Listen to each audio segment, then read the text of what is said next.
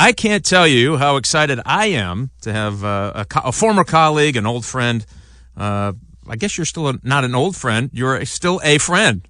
I'm a long-time friend. Long-time friend. Thank you for getting me that right. You see how much trouble you could get into around here with an open microphone? Unbelievable. Candice Miller, welcome. Hey, thanks so much, Mike. I am delighted to chat with you here and catch up a little bit with you and to hear your voice on WJR. I know. It's been a little while, too long probably. And, here's the thing.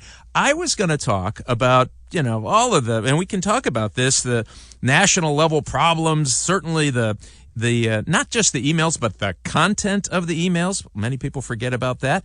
But I find there's something much more exciting going on in the world, and that is the drain commissioner race right here in the great state of Michigan. My Lord, what is going on? I have to tell you, this is sort of the most intense political campaign I have ever been involved with, and I've been involved in some. But it is just wild, Mike. You just can't believe it. First of all, I think it's going to be the most expensive countywide race probably in Michigan's history. My opponent's outspending me 3-1. I mean, I'm probably going to end up spending close to $1 million, and he is going to be around $3 million. He's put over $1 million of his own money into this campaign, and it's just it's become a very intense campaign. And I'm out here. I got involved in this race because I wanted. You know me. I'm the big passion for the Great Lakes. You and I worked on a lot of Great Lakes issues together, whether it was water diversion or invasive species or water quality or what have you. And so I'm trying to, win this job so that I can have an impact on my county, on our region here, about cleaning up all these sewer overflows and stopping all these beach closures.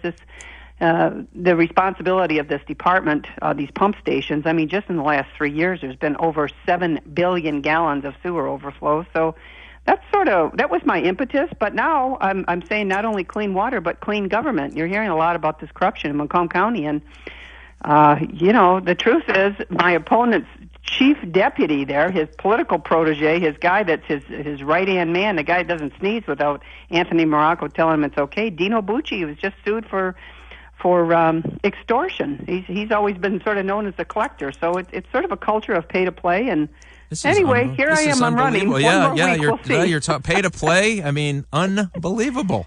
And here's the thing. I have to. So somebody the other day grabbed me and said, Candice Miller retiring from Congress to be a public works commissioner. What gives? And I said, this. If you know Candice Miller, this should not surprise you in the slightest.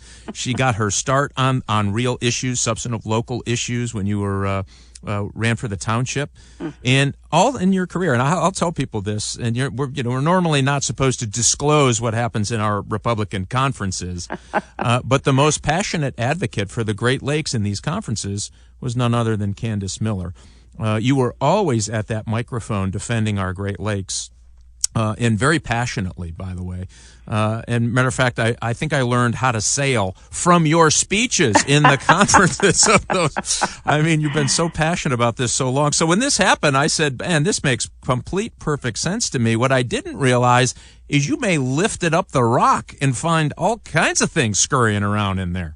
Really, as I say, the impetus was about water quality.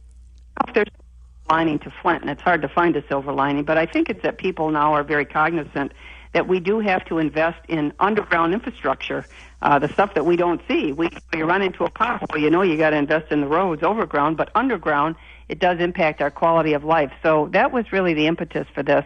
But I have learned a lot more since I've decided to run for this office, and, people said, why are you running? And geez, now you're running for this job? And I'm thinking, I hope that my approach to public service really has not been about blind ambition. I could have probably stayed in the Congress, but it was time for me to come home. I'm a Michigan girl, and I'm looking to have an impact here locally, and so I thought this job would be a really good fit for me. But it's up to the people. The people will choose. But there's a lot of various things that are going on in Macomb County. You're an FBI guy, former FBI guy, and the FBI is actually investigating, and they're uncovering what they say is systemic corruption in local government here, a lot of it out in Macomb County, and corruption of any type is unacceptable. And I have to tell you, as an old FBI guy, when your number one lieutenant is pegged for extortion in the FBI, we'd call that a clue. That you got more problems than you can shake a stick at. That likely didn't happen overnight. It probably was not the first occurrence. Otherwise, they wouldn't have been that far. And this wasn't something that stumbled upon. I know how those long-term federal corruption, in even local corruption investigations, take a long time. They're harder to prove. When you get that far along, something is not right. Well, it's true, and I think it's because of that, and people, I mean, it has been very openly talked about in Macomb for a long time, pay to play. You know, you don't get your permits unless you contribute to somebody's fundraiser or these various kinds of things that are happening. My opponent, Anthony Marrocoo, has really openly run his businesses.